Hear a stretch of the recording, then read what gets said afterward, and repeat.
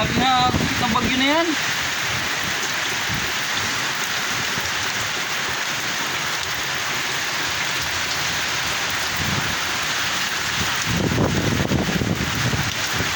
Yan o.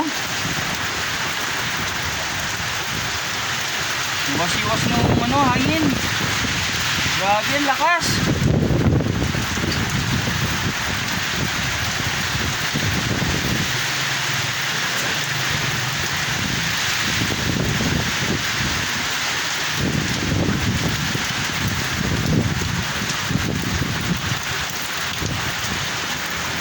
Sobrang lakas naman ng hangin kong yan. Pampanga, signal number 4, na-declare ng signal number 4. Sobrang lakas. Super typhoon.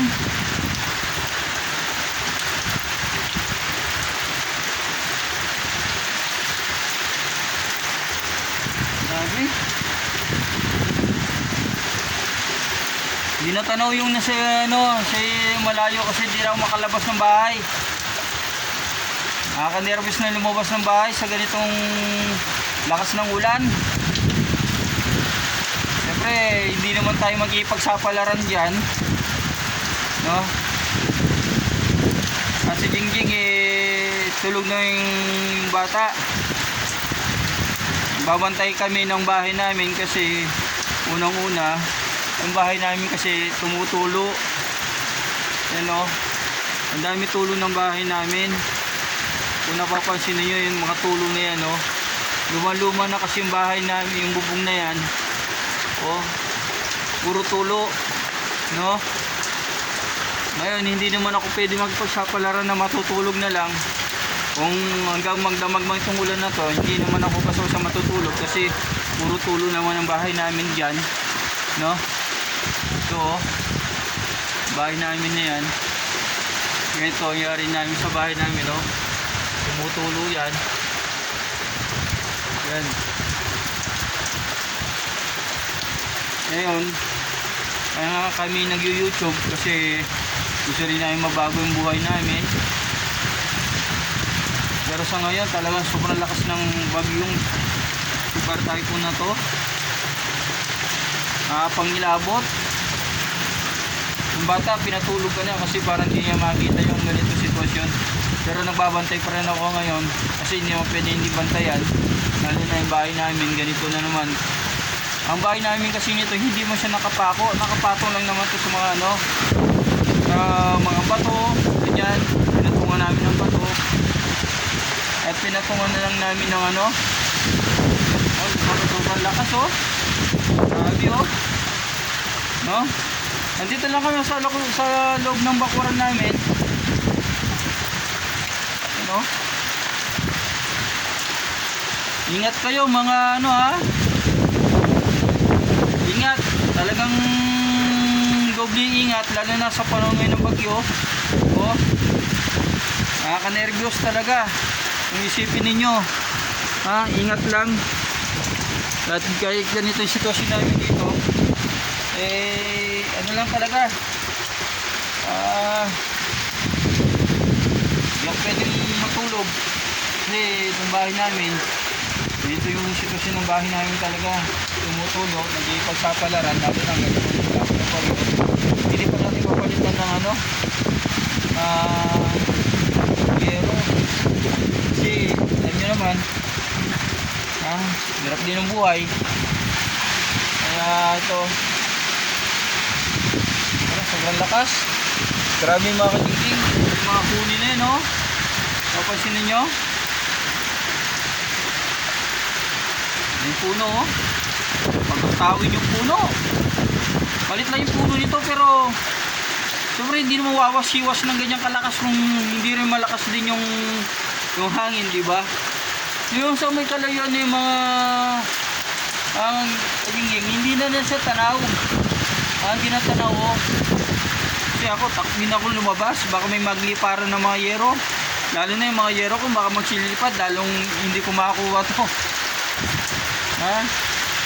Ano, ganito yung uri ng bahay namin dito, no? Puro tagpi-tagpi na yero ang bahay namin. Siyempre,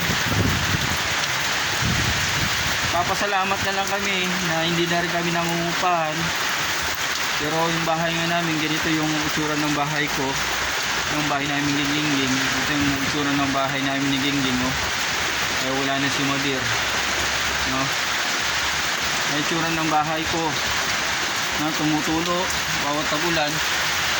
Yan, ang lakas ng ulan, no? Ang lakas ng tulo. Kung nakikita nyo yung Gingging, yan, no? No? Lakas ng tulo niya, no? No? Kaya ganyan kami nagbablog para mapapago yung buhay namin, ha? At mapalitan yung bahay namin ng mga kahit dala ng pangangailangan na ng ganyan. Yan, umahampas-hampas yung yero namin dito, pinakabintana ko yan, hindi ko na natali kasi dahil nga nag-ayos-ayos din ako ng ilang tulo-tulo di sa loob ng bahay nito di sa ano. Ayan mga Gingging, ha? Sobrang talaga lugar namin, no? Ito yung pinaka sa loob kamo ng bahay Bakuran ito, oh. Grabe, sobrang lakas, ha? Nakaka-nervyos sa lakas na yan, iwas-iwas ng ano na yan, ng halaman na yan. Hindi ako talaga pwedeng hindi kayo makalabas para makita lang yung lugar na yan, nakapanginayang, ha? Sobrang nakapanginayang na hindi makikita yung ganyan sitwasyon. Pero kahit sana, kung hindi na sana makita, okay lang, basta hindi lang ganito kalakas. Tinatangay yung bubong namin. Itsura naman ng bubong namin, oh. Oh. Madilim eh. Itsura ng bahay namin, bubong namin yan, oh. Ang pinakatukod ng bahay namin yan, oh. Tumutulo pa yung lugar na yan. Yan, tumutulo yung lugar na yan, oh. Ano, kung makikita nyo mga Gingging, ha? Kung sa hirap ng buhay, talagang sadyang mahirap kami. Kaya ganyan kami nagpipilit na baka may makapansin sa vlog namin, para kaya matulungan kami sa dala ng kahirapan namin. Ang hanap buhay namin dito sa maghapon, magkano lang, 200 lang maghapon namin o 300.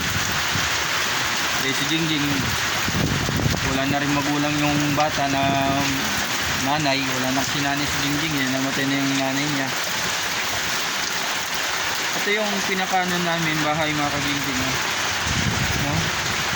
Ito yung bali yung pinaka parang pinto ko sa bahay namin. Ito yung kurtina nito, ito na yung pinaka kurtina na to, ito yung bahay na namin. Ito yung pinaka pinto ko na, no? Ito, sobrang lakas ng bagyong ito, magupit, no? Sayang, hindi ka na may papakita yung lugar. Pero ito, ayoko may ipakita sa aming vlog na talagang ayan, yung tumutuloy ng bahay, oh, no? Grabe talaga, ayan, tulo-tulo, oh. Ayan yung bahay namin dito, ano, sobrang hagupit ng bagyo, oh.